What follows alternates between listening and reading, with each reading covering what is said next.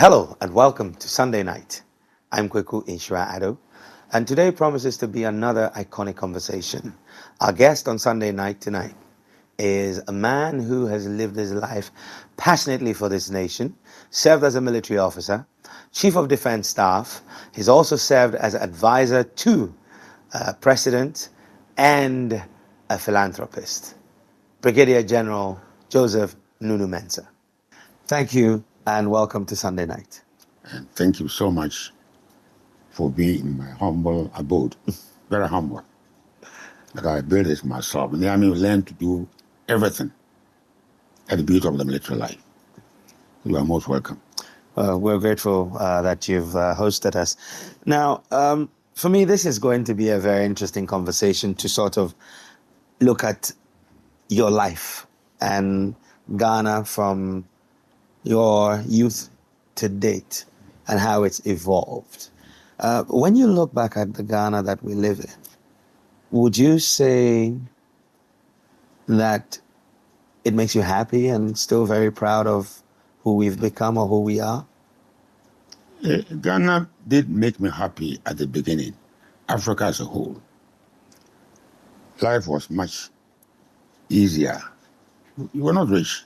I wasn't coming from a very poor background. Neither was I coming from a rich background.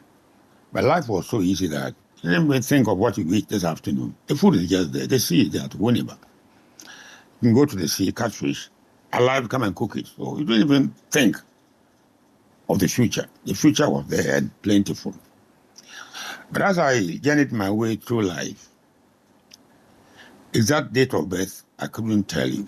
I know it was about early 1937 or very late 36. So that gives me about 86. So 87, heading towards 88. It's a long time. The amazing thing is that I do remember things that I did as far back as there. I don't know how God made my brain. I remember a lot of things. Yeah. Well, actually, how do you remember these things? I was teaching my granddaughter mathematics at this age. Then she asked me, "Granddad, were you ever a teacher?" Remember all these things. I don't forget. Yeah. But if you put it in the sum total, it doesn't make me a very happy person. But I thought that Ghana should have been far away from where we are, positively, not negatively. But Ghana's situation is like somebody who has been sick for some time. He seems to be recovering. There's a relapse. Then he goes back. So it's 2 paces forward, a pace or a pace and a half backwards. So we are not really getting anywhere. That's what actually saddens me. So then I said, you are 87, 88, getting towards 88. You're not going to be here forever. I said to myself, what will be your legacy? What are you leaving behind? That people will remember you of. Just go through the motion, live, die, and go away. Or do something that people say, oh, here lived a man 10, 20, 30, 40, 50 years, even 100 years ago. Talk about Nhyira-Addo. People who live, Jesus Christ. They're celebrating his birth and death. He did celebrate his death a few days ago. Even though in his origin land of birth, that war raging on. Ask yourself, what is going wrong? You know, the world doesn't seem to be getting any better. What is the cause? What is it? Is this your fault? Is it my fault? Is it our fault? And I'm trying to see me sitting down quietly here, just asking myself these questions. And it's a very complex situation. If I knew the answers, all the answers, I'd be lying to you.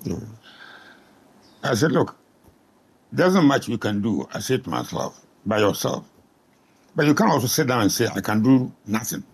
There's something you can do. But don't sit down and say, I can't do anything.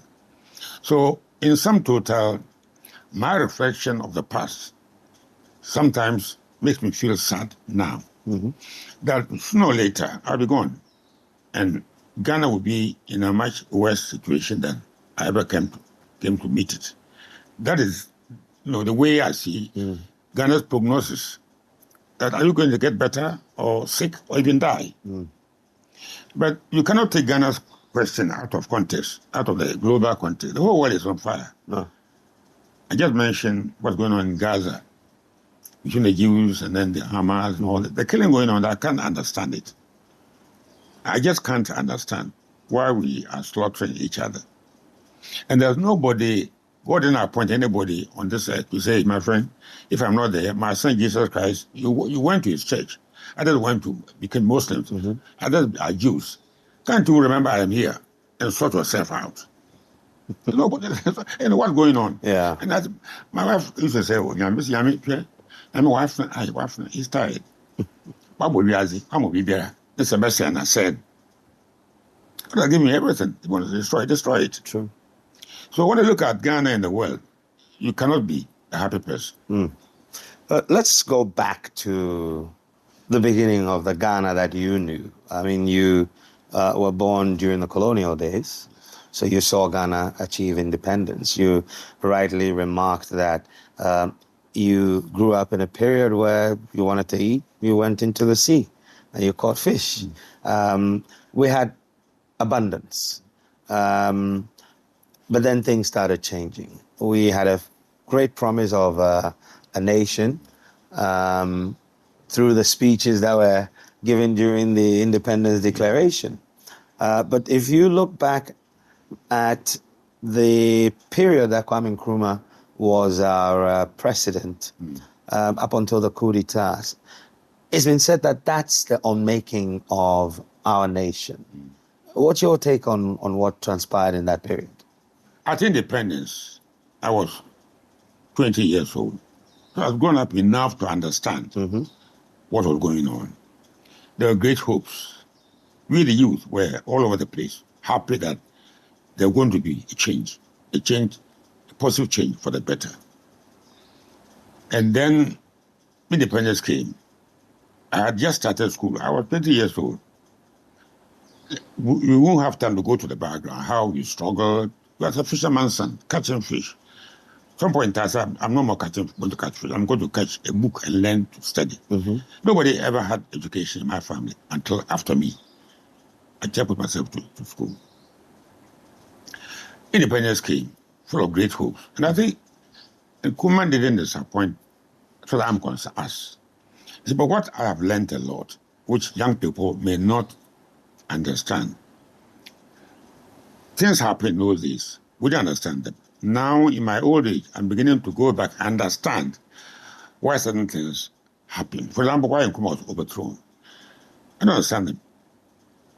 But now you understand them. The youth today would not understand certain things until they are grown up enough to appreciate what happened and why they happened. Nkrumah had taken Ghana out of colonial rule. Many were following. All the rest followed after. In Black Africa became independent. And Nkrumah's pronouncements, to me, threatened the colonial authorities. That here's our backyard. Without them, we can't get cocoa, gold, all this thing. And this young man is coming to say he's going to give Africa, unite Africa, make Africa as equal with Europe or America. And they said, no, we won't like to do it. And find a way to conspire to move Nkrumah. We didn't understand. I didn't understand it. But now, when I look back, I understand why certain things happen. So Nkrumah, and if I may say so, to be a good leader, you must have divine inspiration. From my own perspective, why should I go to school? Nobody went to my two or three older brothers. Nobody had education. But why did I put myself in school? Was it my own, attempt to have education, or there was something more to it? When I look back today, the past 70 years or so of my education, I understand what actually happened in those days. So, if I ask my most memorable days, so during those early days, was a fisherman's son, if you know Winnie Barber, right at the beach. Right at the beach. Okay. My first thing I did was to go to the beach, catch crab or something in the morning. Nothing about education. The opportunity to go to school and become who I am today. So we did praise Nkrumah's efforts. And where I get disappointment also is that he didn't have great politicians with education, apart from Kingsley Hayford, who was a lawyer. Who myself went to study religion in America and converted into politics when he saw how the black man was being handled in America. All the rest, Kwaku Nhyria-Addo, Father Kofi Baku, Welbeck, Nkumsa, Koboduse, never had education. But what they lack in education, they didn't lack in loyalty to the state. They believed they were patriotic. They thought they were coming to save black man, and they did. But I said, the white man saw them dangerous and removed them from power. That was when our beginning to go to where we are today started. With the overthrow of Nkrumah. I was a captain then in the army, 1966. I studied in Britain, studied in Russia. I went to Russia, Moscow. So these were our brilliant days. Unfortunately, since Nkrumah was overthrown, a lot has happened. Nkrumah began to build infrastructure in Ghana, Guinea, Mali. The French walked away out of Guinea and Mali. Nkrumah gave them $10 million in those days to patch up, carry on. Today, to more than $1 billion. But you couldn't build Ghana alone. You couldn't build Africa alone without it having the whole body of Africa moving together. Today, if you had succeeded, Africa would have been so strong that all the minerals they are getting is from Africa. Look at Congo Kinshasa. They had the independence in 1960. There came the French, the Belgium, and then messed up the whole place. So that's where my regret actually comes. That we haven't got a smooth sailing, but it's not entirely our fault. We didn't understand the game we were playing. We was at war with the goal over Algeria. Algeria, they got testing atomic bomb. Nkrumah felt that part of Africa is not part of Europe. But the more noise he made, the more they came to dislike him. Eventually plotted to get him out of the scene. So the young ones coming, they don't have time to, I don't know what's wrong with them. They have time to buy big cars, land cruisers and so on. They don't have time to look into our history. Even the food we are going to eat. See, today, when we began all this, he had a plan, a great plan.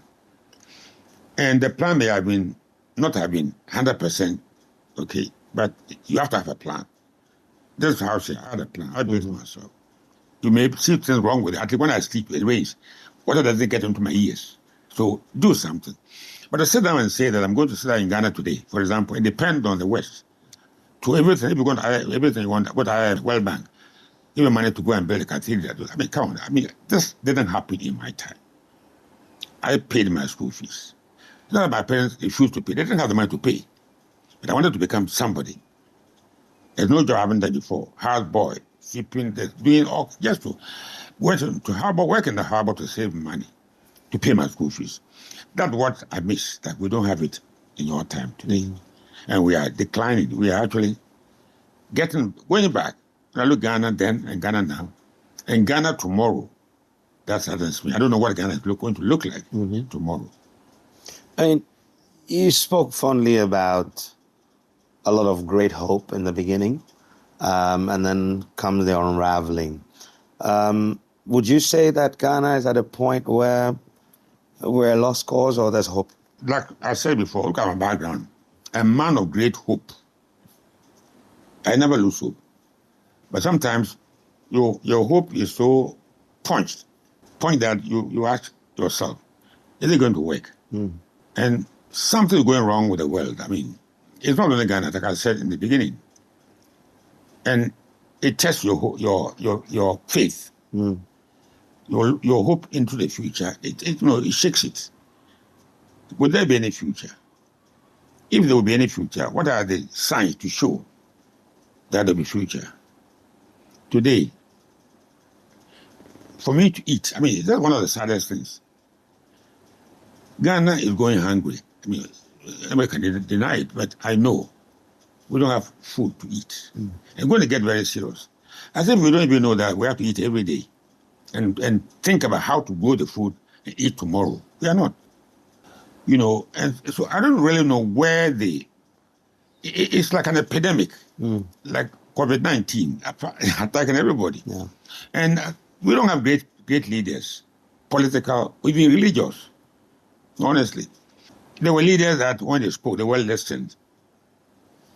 I was in Britain when Canada was going to go to war with Russia and the Soviet Union over Cuba. And when he spoke, the world shook. The leaders, the Pope speaks. I don't want anybody to listen to him at all. Well, what do you think has accounted for the seeming disconnect between the voice of the influential and the ears of the masses? The masses have almost lost hope. When I see people walking in the streets, young men, obviously mentally not very sound. I saw a man walking in front of the American embassy, almost top to bottom, with the feet naked. I nearly wept. I think I went to Winneba last Sunday, my hometown. Yeah. And I always go there, come back very sad. I see things that saddened me, which wasn't happening when I was growing up. Young girls begging on the streets, looked like, and it shakes your belief, your faith. But you can't give up hope. We can't give up. Yeah. Unfortunately, like I said, the youth, at my age, luckily I've been in school in Canada, in India, in Britain, 7 years. Most of my colleagues are gone. So I'm not going to be here forever. Yeah. One of them will go. So when you go, what do you leave behind? Those who are handed over to. Are they going to be able to carry the baton to the next generation, given what we see on the streets? And so how do we get the situation under control? What do we do? All of us have responsibility to do something. Yeah.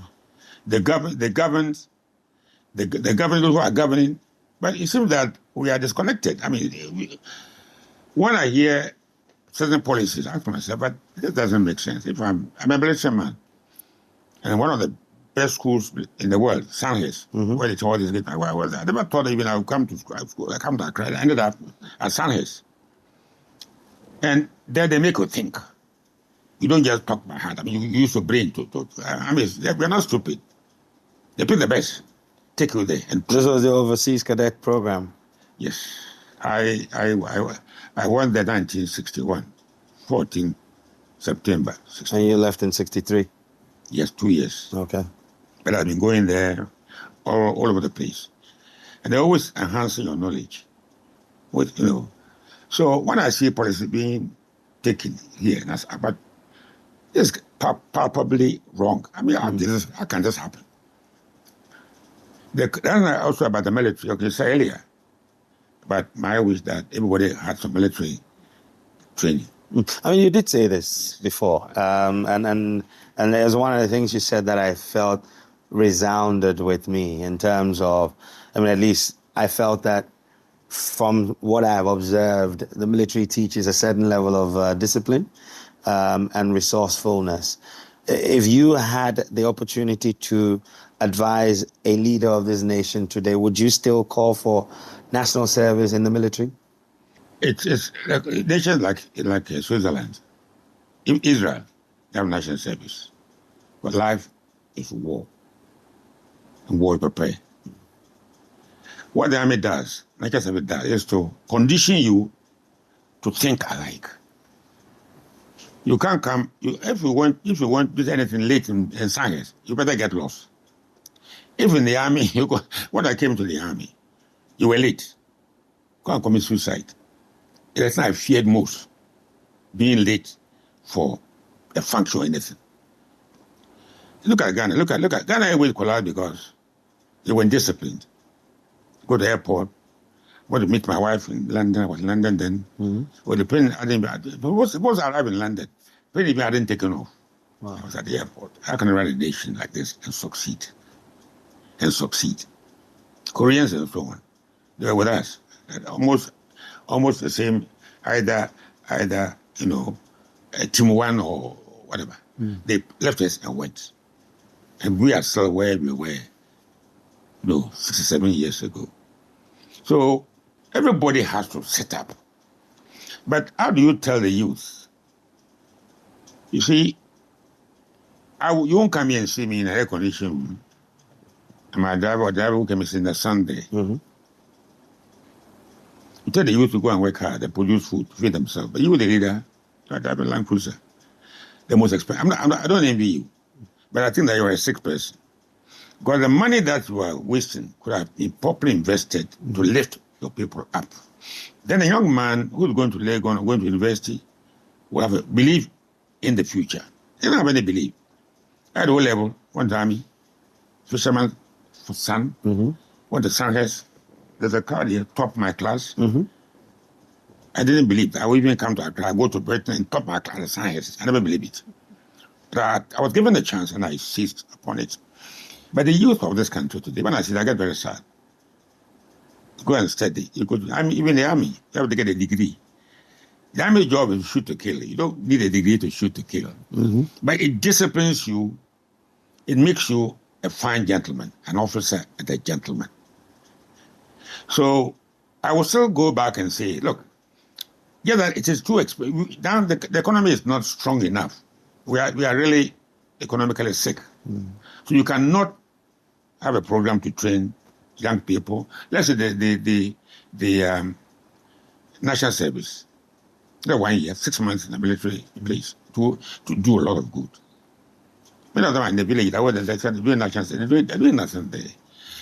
And we think that our situation, like, you know that you are doing wrong. You know it, but you pretend as if what you are doing is not wrong. We know. Hoping that somebody will come tomorrow and clean the mess. We're hoping. But it won't happen. It won't happen. You know. So, I think that the leadership must come first, political leadership, to show the way. But one would say that the political leadership actually emanates from our society. Yes. The people who eventually lead. Yes. Exactly. Yes. And so wouldn't you agree that maybe the fabric of society itself needs to be examined and positioned right for us to be able to have the kind of leadership you speak of? I agree with you. But who should examine it and put it in? Who should do it? Nobody is going to do it. We know the world is sick. Everybody knows. Nobody knows. Everybody is sick. Trump is there saying he's doing his own thing. Everybody knows. Everybody is sick. But who should fix the sickness? Unless we individuals say, look, I am going to walk, straight. People are playing the fool. I will not be part of that team. I remember I was special advisor to President Mills. And then when I retired, government had a policy, if you had a car like this is my private car anyway. A car like this, you have to buy the car at a ridiculously very low price. I said, no, this is not right. This is not leadership. This is wrong. I was leaving the office. I told my driver, go and park the car. He said, sir, but everybody's buying their car. Why do you want not to buy it? I said, Bill, I am not everybody. I am somebody by name. I don't follow the crowd and do the most stupid thing, which I believe to be wrong. We need people like that to change society. I will not do it. You can go to be a member of parliament, struggling only to bribe your way to buy power and buy land goods. I will not do it. If the car to drive to work, just say, if I put a budget to start. I chief of defense staff, 1976, 48 years ago. It was start. I chief of defense staff. What about the land cruiser? I said, no, it's wrong. You see, we must have our priorities right. You don't have food to eat. And you say, I'm going to buy land cruiser. Are you sick? What comes first? Food or land cruiser? So there are things wrong with society. Each of us must examine themselves and say to myself, I am not going to follow the crowd and do the most stupid things they are doing. I will be different. I'll be different. I survived June 4th. I don't know how old you were, whether you saw what happened. No, I was way too young to. But I heard the stories. The most horrible thing. The most horrible thing. And the thing about life is that you learn from history. And you don't repeat the mistakes of history to get the same result. Unfortunately, you know what's wrong with I wouldn't say it's only an African problem. Politicians everywhere the same. I don't know what's wrong with them. Somebody did this, went wrong. And they are doing the same thing. Don't you know yours will also go wrong? But they do them. You got the killing that took place yesterday or 2 days ago in Gaza. Yeah. I got sick. I got sick because I know that my son, oldest son, is a surgeon. He went to Dubai, was arrested. I knew another was my son. How would I feel? You said there's a mistaken identity or something. But you are killing somebody. You are killing somebody. Whether you were a Christian, you were a Jew, a Muslim, you are killing somebody. We all believe in the one God. So there must be a global change. But who is to oversee the change? But if you start yours, and I start mine, and you start his, then I start his, gradually, we coming together like-minded people. That we want a new Ghana which will behave like this. And I'm saying that apart from the political leadership, regional leadership, all of us have a job to do. They can do it as a but I will not do it. I will not do it. One pack, then he packed the car. The car would cost so much. But those about 5,000 cities, all cities, 50 pesos. Nah, no, it's wrong. You see, and this is what I'm talking about: moral leadership. It's wrong. You don't do it. To be a leader, you have certain attributes. Some are very strong attributes. Integrity. You know it's wrong. You don't do it. Everybody will do it, but I will preach it and I will not do it. Yeah. So that's what we need to put the world on good working order. Because what is going on around the world, I fear that something terrible is going to happen one of these days. Well, nobody cares. As long as I'm able not to buy weapons, even nuclear weapons, and blow up somebody, I'm okay. So I can do what I like. So one of these days, everybody will get up and start punching everybody. And where do you go from here? You know, you talked about the lack of a moral compass of sorts. I'd like to learn from you. What about your upbringing or your personality or things you learned along the way that has kept you on the straight and narrow? It is very important, the way you start life. It's extremely important. You are born, you must have the certain parts of you from your mother, your father. I believe in that. Yeah. In terms of doing good to mankind, I'm like my mother. It's just like my mother. So some is in you, some you learn. My father is tough, very strong, doesn't fear anything. A thief came to his house one night. He was a little boy. Two men tried to enter his house. That's nothing. I don't know what they were coming to see now. That's nothing there anyway. And he grabbed one of them. And the colleagues outside the house managed to pull him out.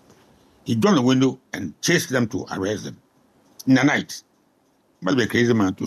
So this emboldened by the right to his own property. Yes. But see, I wouldn't do it again. It's too dangerous. But he did it. So you have a combination of these facts, this good thing from your parents in you. The army just reinforces these qualities. And I know it is true. If you have children, you watch them very carefully. They are not the same, they're different. Yes. They have certain attributes from their mother, from you. Then society plays on them.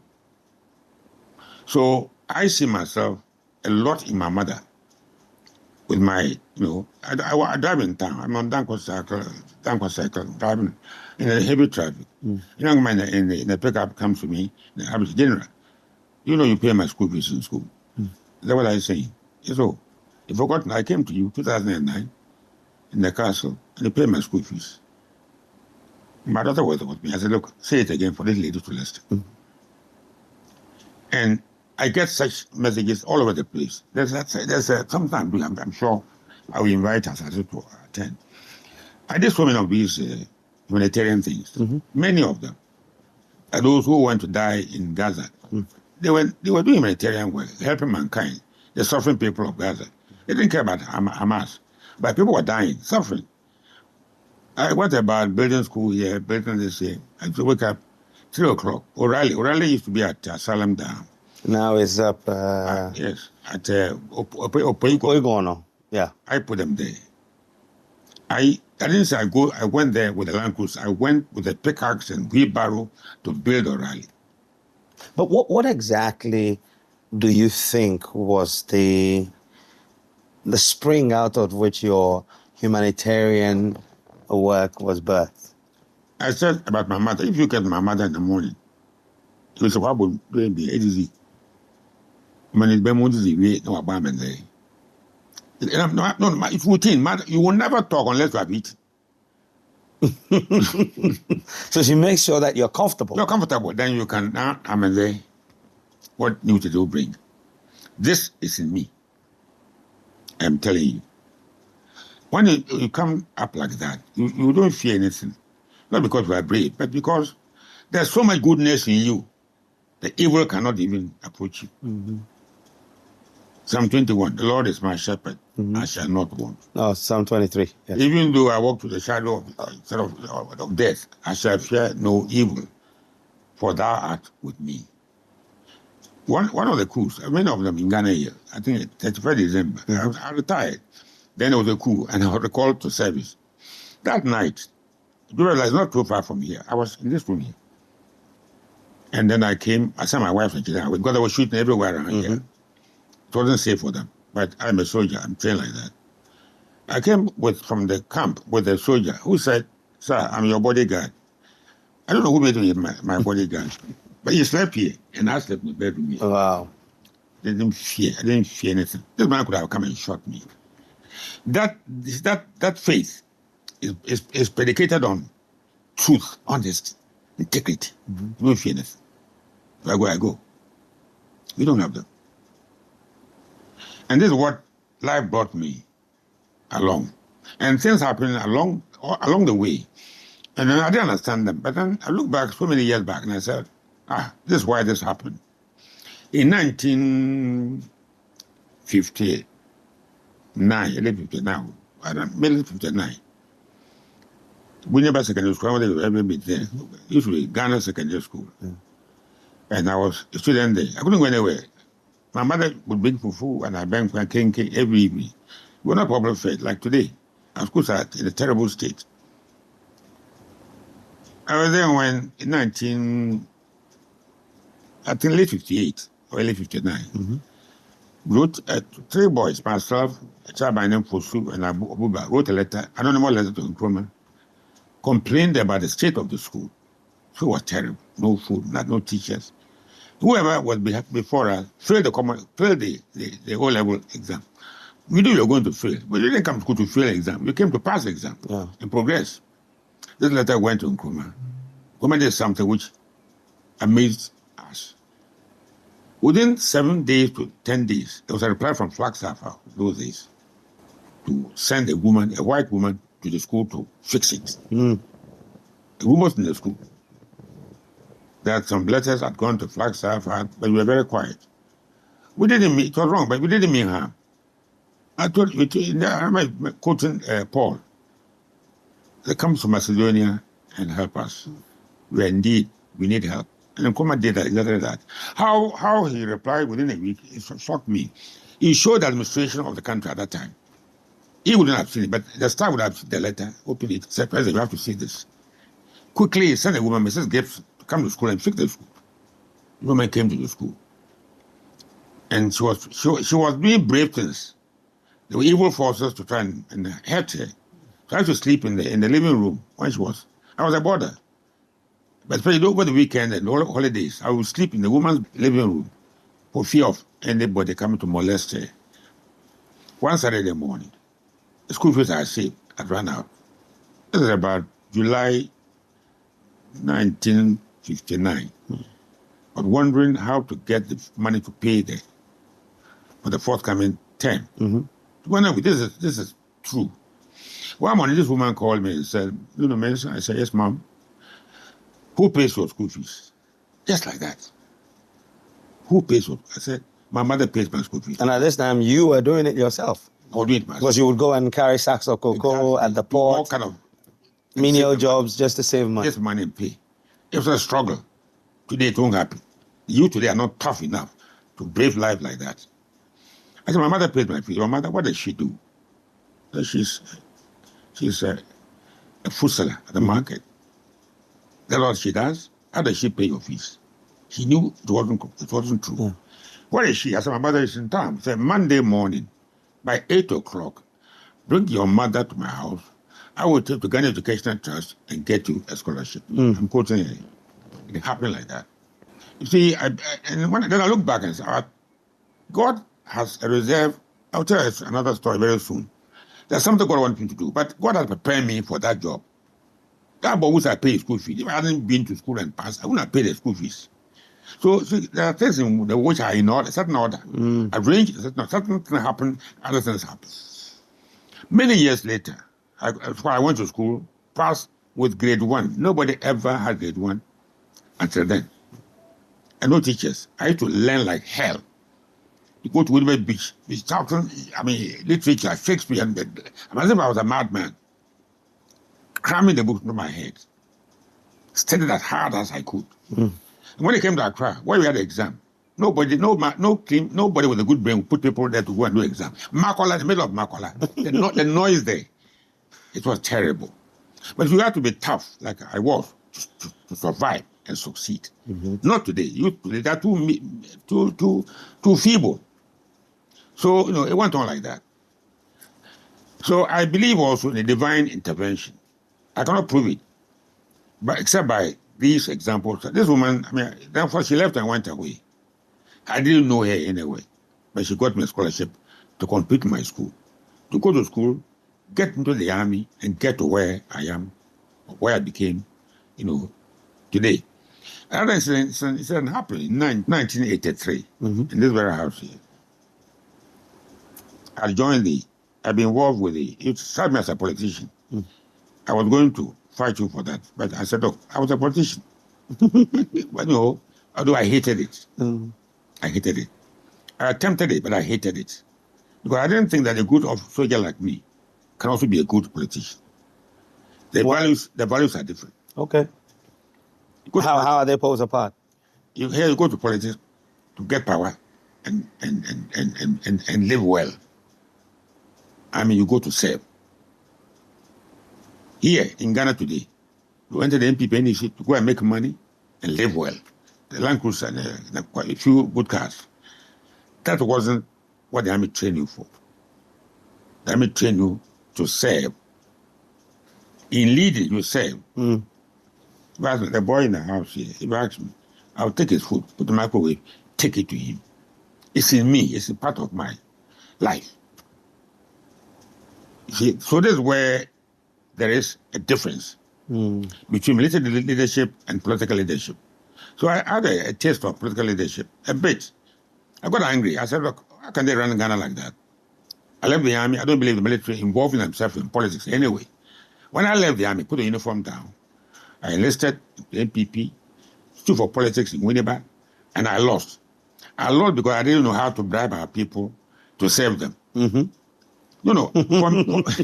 You bribe your own people to serve them. How can I do that? I'm going to say I should bribe you. How? Yeah. What's happening today? It's sad, It shouldn't happen like that. It should be a place of honor to go and serve. But how can we change that? How can we change that? It becomes now almost universal. Everybody is bribing to get power. How can we change that? You see, and I think that the youth of this country should sit up. And I mean it, because at my age, if I'm lucky, I may live 3, 4, 5 years, but sooner or later I'm going to go. I'll hand over to people like you, my children, grandchildren. So the ball is in their court to build a better future for themselves and their children and their grandchildren. If they're going to wait for us, the old people, like me, to go to Nsaba, Konyaku, Deru, and Pomori and build it for their children, I am tired. Yeah. Physically tired, mentally, emotionally tired. Now, we are doing politics now. They should take interest in politics. To change the style of political leadership in this country, change it. I've seen many people standing for election 2024. December what? Have you resolved the issue of the Jehovah Witness Saturday being the voting day? We're going to change it. I don't know whether No, it's not changing. We're still voting on December 7th this year. which is Saturday. Yes. Okay. I want the youth to take more interest because I don't like the way things are going. They're going to hit a huge wall. The youth, their numbers are increasing. Those unemployed, they are. Look, if you pass the American embassy, it's not far from here. I drive every day. When I look at the crowd there, I'm more like I'm in tears. Why you run away from Ghana? You can't get Ghana. You can't grow cassava, make gari, good field, tilapia, and feed them. You run away to America to do what? America is not a peaceful place. Too much killing going on. It's not easy. Yet they are running away. Why? Because even if there's killing there, it's better than Ghana. They think so. We can assure them that we can give a better future, so they run away. See, they don't have faith. When you see, I don't know whether you've seen what I'm talking about, but it's very sad, not far from your office, from Asaase. Yeah. When I see them, older people, a lot of middle-aged people, children in the sun, queuing, Trying to get a visa. get a visa. And the other thing also, these visas, see, you get sad about this, but you don't have the power to change anything. I remember compared to President one day when I was advisor to him, the way they issue the visa it's not right. They're making money out of the visa. Many of the Ghanaians that go, if you go and do, quality data about those, how many apply, what they pay, how many are given visa, I'm sure not even maybe 10%. Whereas the money is taken away from them, and nobody complains. So we are in a very sad, Africa is in a very sad, especially the youth, very sad situation. They have no future. And so I would want them to get involved in politics. I don't believe in military. I don't believe in it. And find their own. Today, where was it somewhere? Ireland. I think Ireland had a new prime minister with Indian background. Age is about some, under 40 or something. Well, the Senegalese president is 44. Yes. The new president. Yes. So what are the youth doing here? No, because the future belongs to you. I'm gone. I mean, I'm living, but I'm gone. I'm almost gone. But it would seem that the youth may not have the agency to express themselves. I mean, what would you recommend a young person to do in an environment that, one would say, is not friendly to blossoming young people? You see, when Nkrumah came, 1948, became secretary to the UJCC. I was growing up, I was 11 years old. He was under 40, he was 39 years old. When he founded the CPP, he was 40, 1949. I saw him. You must have fire in you. Fire for good. He was not an ordinary politician. I saw him. First, I saw him face to face was in 1951 on the boarding school. And I ran away to Winneba to see him come up for the first time. He was inspiring. He was a man that was, it shouldn't be ordinary. He was inspired by divine or something to deliver the Africans from bondage. Like Moses going to bring the Jewish people from Egypt to Canaan. And I'm sure that unless you are that inspired, you cannot do the job. You must be inspired and have the right people to assist you to change Ghana. It's not going to be easy. See, I'm sure you've heard this. Did I say you should call him and talk to Kwame? Nana Kwame Bediako. Did I ask you to? Yes. We will be talking to Nana Kwame Bediako soon. I called him. When I'm looking for salvation for Ghana. I know I cannot say, my age wouldn't allow me to do anything. But at least before I leave this planet, I'm not leaving, even if I'm going to be on the planet, but not here, but down there. Let's find somebody. So I called him. Kwame, you said you are coming to save, deliver Ghana. What do you have to offer Ghana? The one we do, I had a good chat with him. He has something. I think his thinking is in line with the thinking. He's 43 years old. So you'll be thinking alike. That's what you should do. But if you go for 80-year-old man, 87, no, you're wasting your time. You think of his departure. I mean, you are at the airport, at the departure lounge. You are worrying about that. but I mean, maybe the paradigm is shifting. Senegal now has a 44-year-old That was president. a wonderful. And look at how the man came to power. Just look at it. No.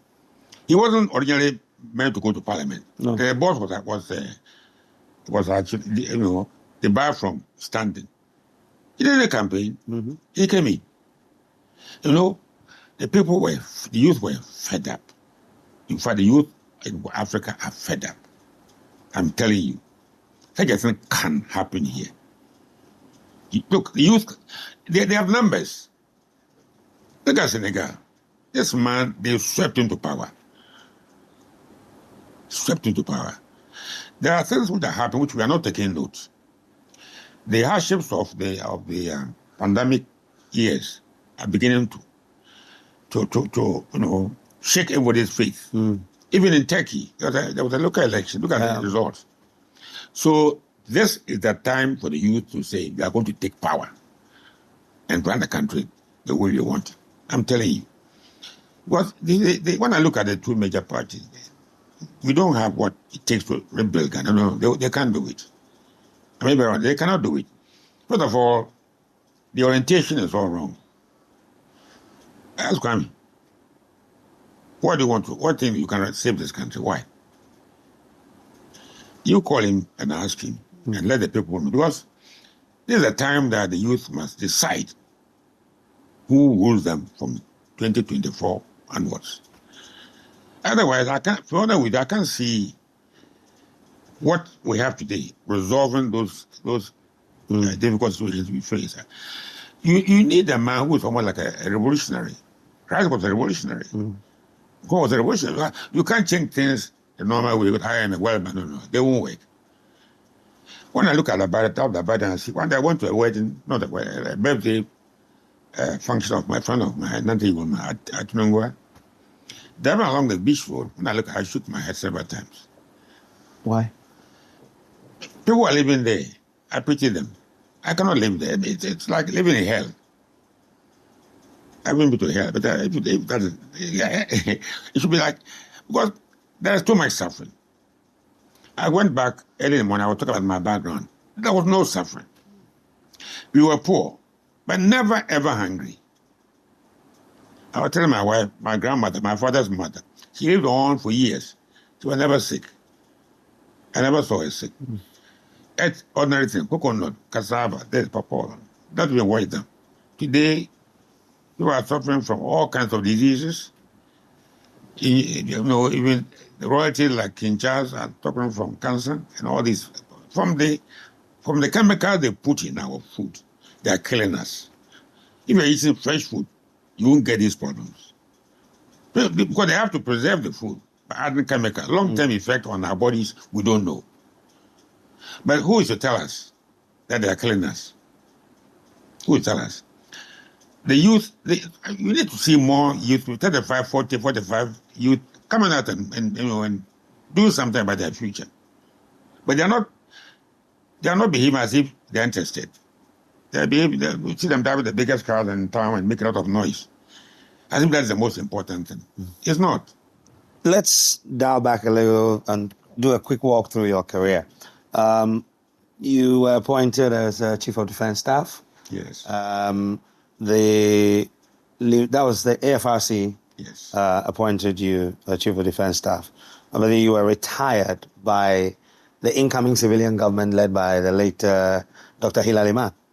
But then later on, you worked with the NPP as campaign manager for our current president, Nhyira-Addo Kwaku Nhyria-Addo. I think it was in 1998. And then you later came back as advisor to the late Professor Evans Mills as a key figure within the NDC. How does one man go from working in the military, being a part of the PNDC, going to MPP, and then coming back to the NDC? You see, as you get older, like I am, I'm still growing. So I'm getting older, but I'm not old yet. I'm still growing. Okay. You have certain values. And I said earlier that I cannot count myself as being a politician. All I've been striving for is to build a country worth living in. I'm not a politician. So when I'm serving, I was serving, Rawlings, for example, Rawlings came, AFI slaughtered all my colleagues. Before AFI came to power, General Kufuor, we had removed General Achampong. I said we. I was one of them, the key member of the which removed General Achampong, replaced him with General Kufuor. The idea was to get out of power. Let those who are politicians go and run Ghana. Running Ghana is not our job. We don't learn to run Ghana in our training. Not our job. So I've always looking for, even at Champong's time, 1977, before we removed him, at a meeting, General Medu, I don't know if we met General, he died through a year and a half or so ago. Yeah. We raised the issue of getting out of politics. Because we are not happy that military are involved in politics. Military are supposed to be, defense, for the state, by land, air, and sea. Exactly. Not get into war. So if we also became political, who would deal with us if we mess up? Which what happened? Until Rawlings came and cleaned up the sea, which was a very painful experience. I will never forget that. All my colleagues were slaughtered. All my colleagues. I'm the only one that survived. For which reason, I don't know. Why God let me survive, maybe to tell the story. So the question was, why do you come by serving all these very individual parties? I'm looking for a solution. I wasn't a political animal. I didn't gain a petrol from it. In fact, I used all my money to build about 6, 7 school blocks. If I want to launch something, very soon I'll let you know. So how was it possible for you to do all these? People like President Liman, when Rawlings handed over power, he didn't want to. There's a book, I don't know whether I can show it to you, where they handed over power to Liman. I was beaming with smile myself. I was so happy. At long last. The military was getting out. Getting out. He got in there only to think about how to sack me at the age of 42. Retired. I know that made me sad because, see, our politicians are not thinking, or they don't have people with brains to advise them. I'm telling you. I was 42 years old. So I'm drawing pension for 40 what, so many years now. Wow. So, but if they had been taking advice properly, they wouldn't have done what they did. They wouldn't have done it. But that is what actually changed our course of history. Rawlings then came back and overthrew them. What came and overthrew? Came and overthrew Liman. Dr. Liman, yes. And then the whole our whole political history changed. So, if I had been globetrotting with these people, it's not because I want something, no. Because I want to see Ghana in a stable political situation where government come and go, but Ghana will remain wherever it had been. Not because I wanted any political power.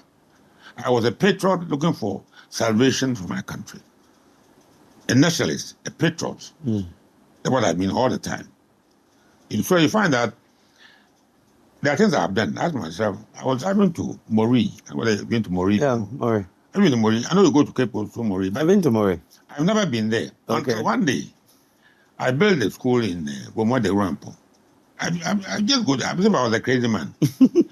Providing these facilities. Because education has been a blessing to me. Whoever needed money to go to school, if I had one person left, I will give it to them to have education. I went to Mori to build a school there. They couldn't believe it. It's all in this. There's a small, I'm sure I'll give you one. Pamphlet, which I have all the citations of honor. I put it into a small pamphlet, which I want to actually to outdoor to tell Ghanaian youth that even though we're living in an age of greed, age of whatever, there are still people that have the nation and their future at heart. So if I was driving from Mori one night about 8 o'clock, driving alone. I was in my 70s to Winneba, not far from Mori. I come to Accra the next day. And someone was interviewing me like we are doing today on radio. And they said, oh, I'm driving from Mori to Winneba. Blah, blah, I haven't done this. Then a young man came to me the next day in Accra. And so, General, I heard you last night. So I've come to say thank you. I'm from Mori. What you are doing for my people. This to me is how to live. Leave a legacy that people will remember you when you are long gone. We remember Jesus and other prophets, because of what they did. Yeah. But not to come and then see how much you can grab. What are you going with this? If you can change a few lives in Ghana today, I'd be very happy. Hey, the day I'm gone, you know what? Don't have the normal service. Let everybody who said this man did him good or bad come and bear testimony. Let them come. This man did this. And record them and make it to a film to show how I live. That's a very interesting way to celebrate the life of a man. Yes. That to me is the way I want people to live. Live for mankind. Live. People leave their homes, go to Gaza to save the Palestinians who are suffering. Yeah. Only to be killed by, whatever. That's how you live your life. It's very painful, but a life worth living. How have you kept fit? 87 going on 88. How do I keep fit? It's the way I started life. The way I started life. That is why I'm still reasonable, not 100%. That's expected. You start life the way I started. It was rough. I used to live somewhere. I can't remember. I used to live at Nyaho Clinic. And those all bush. I can't guess all complete bush. I can't live in the bush over there. In the 50s, I used to visit him. I used to walk from there to the bush. I used to work at A-Land near Brewery. Oh, wow. And walk. That's on the Graphic Road. I'm telling you. So that's an easily 10-kilometer stretch. This is what you asked me about. How do I remember? You just work. In Senyabreku, we used to walk from Winneba to Senyabreku and back. Wow. See, this is where these legs of mine have seen action. To honor with you, if Daniel wants to grow, he can go tall. But if you want to get strong as well, he can also get strong. He can copy from me. And I'm physical. Yeah. And my diet is important. This is why I'm really the issue of diet. These foods we buy imported with all the chemicals, preservatives, they are deadly. I am telling you. They are deadly. And, because we don't grow, we are forced to eat them. They are wrong. Because the chemicals in them. Look, I was in Britain with my daughter, those early teens. And she ate some Frankfurt like sausage. And everything complain about hallucinations and whatever. So when she has such a food, then I went to take the wrapper and read it. And it says that some of the preservatives, monosodium glutamate, can give you such a reaction. Smith took a big book and read it. And I stopped her from eating that, and the disease disappeared. In fact, the harm they are doing to us, this processed food, is immense. It's immense. If you can produce food. Today, I see children eating the second. There's a program on one of the TV stations last week or something. And the food look horrible. It's sad that we cannot grow even beans and plantain, have totally rich such a food. We can't produce it. So I'm saying that Ghana, how can we be independent? And in tropical Africa, we can't feed ourselves. How? I called my nephew Winneba this morning. So it rained heavily in Winneba. I said, rain just a waste. We don't plant anything. No, this issue is very serious. If you drive from here to Winneba, in Ashampon Stamp, left and right, you see farms until Winneba and beyond. So today, if you're not planting, how are you going to survive? What are you going to eat? Who is going to grow them? I hope you can get a minister for Agric, his phone number, and I'll call him and talk to him. Please, let's do something. Because otherwise, we're going to have severe farming. I mean, severe. Today, the world is in a crisis. Everybody is hiding their food. I lived in India before. You know, if I were with the government, I would do something. I'll call the president, then as a president, you have to do something because we're going to have a crisis. But I know what the minister is advised what he's doing. As far as my son, my nephew, whenever, they're the way I can buy seeds. They would see me with my pan, digging and planting. A part of my exercises to keep fit. So you cannot put our stomach in the kitchen of somebody. If the doesn't cook food, then the stomach is empty. We can't do that. And that's what we are doing. And that saddens me. That in the tropical Africa, all the water bodies, we have polluted them all. We have polluted them all. It's sad, what we are doing to ourselves.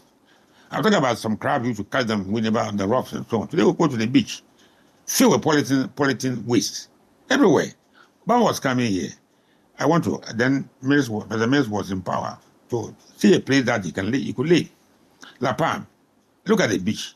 It was like Dasby, beyond the hotel. What? No, how can this happen? To let everybody who is doing their work, please, love Ghana and do their work from the bottom of their hearts. That Ghana becomes a place worth living. Because it used to be a very beautiful place. Now it's not. And nobody knows who should do it. But you do your part, I do my part, and together we shall save our country and the world. The world is in a crisis. That's what I see. If you were to speak to your younger self today, what 3 things would you ask the younger Henry to do? First of all, believe in yourself. Don't Africans, we believe as if we are non-entities. We can't do anything. But I fisherman's son, came to me one science and taught my class with British, and other foreign boys. So what can't we do if you apply yourself properly? You believe in yourself. Dedicate yourself to the life you want to build. Dedicate yourself. I tell my wife, I don't watch TV. I used to tell my wife and daughter, you watch TV, I go and sleep. If I was watching TV in Britain, I wouldn't have taught my class in Britain. There's time for everything. I watch TV, my TV to learn, not to just watch entertainment. Once I watch football boxing match, Muhammad Ali and Cassius Clay, those days, you're not born those days. No. But believe in yourself. And don't think that life is easy. It's not easy. That's number one. And then apply yourself. I don't believe in people. I've never begged before. I've never begged. Not even my father, who gave birth to me. I never begged him. He too, he never came here, asked me for a pesewa. We never just here.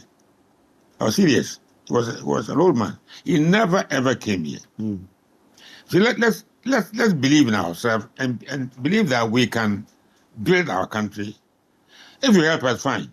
If I am a World Bank, come help us, fine. But if it doesn't come, we are moving. We are going forward. Don't wait for anybody. That's what I will say to this young man. And I want younger people. I don't know. I want to be like, I want to go into their brain. I don't know I can do that. And see how they see life. I want to go inside the head of the young man. Today, it's sad, sometimes I agonize over the way people are living. It's a residential area. People will come in the night, go and drink beer or something, and blow a horn about 11, 12 o'clock. If you are considerate, you are a young, responsible person, some people are sleeping, so I should not make noise. They don't care. So, like I said earlier, a lot is wrong with us. And we don't have any figure. God has appointed anybody on earth to run the world on his behalf. So we ourselves, a collective responsibility. Yes, to manage the world such that it will get better for us. Because the way it is going, there was an earthquake yesterday, Taiwan. We are lucky we haven't had any such disaster in Ghana. Yeah. But one of these days, we don't take care. I think the very last major one was probably a year or two or year you were born. So 19. That's what my father told me. Yes. Yeah, I used to ask him, when was I born? Because I was going to school put some date down at my date of birth. I wasn't sure it was. So I wanted to grill him well, so that he would bring me as close as he could by such major event like the 1939, 26th of June, 1939. So he made reference to that? Yes. No, he made reference not to the date. Okay, but that event. Yeah. He said when that event took place, you were 2 years and a couple of months old. So you backdated from there. And 37, early 37, late 36. So a good idea about that. Yeah. You know. But the future, Daniel, future is your young people, because I don't like the way we are going. I don't like it. That people won't survive. It's too severe. I go home, whenever people are hungry. It shouldn't happen. Why can't they? We should be able to bring in seeds of vegetables, of this and that, to grow them and eat them. But we are not. I don't know why. So I will ask of you if you can get the minister for Great. I want to talk to him. Because I don't like the way we are waiting for disaster to hit. Yeah. You're waiting. Hopefully, we won't wait any longer, but we'll take action. Thank you so much. And for me, this is my takeaway from the conversation with Brigadier General Nunoo-Mensah. So, first off, life is worth living only when you live for others. If you live for yourself, you live in vain. Your humanity is only measured in how you impact other people. And the three things he shared with us about his younger self. Believe in yourself, apply yourself. And in believing in yourself, you're confident, you know your identity, and you're able to stand for something. Applying yourself, just brawn, roll up your sleeve and get into the mud and work. Number 4 for me is that our lives are not about the things we accumulate, but about the things we give. So by all means, be ambitious, but live within your means and have the right value system of integrity, honesty, and hard work.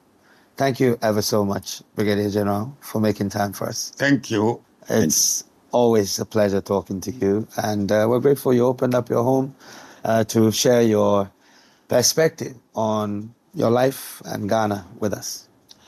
God bless us all and our homeland, Ghana. Absolutely.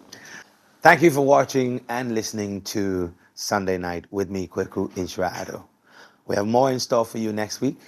Stay tuned and follow us on YouTube at Asaase Xtra and catch the replay of this conversation.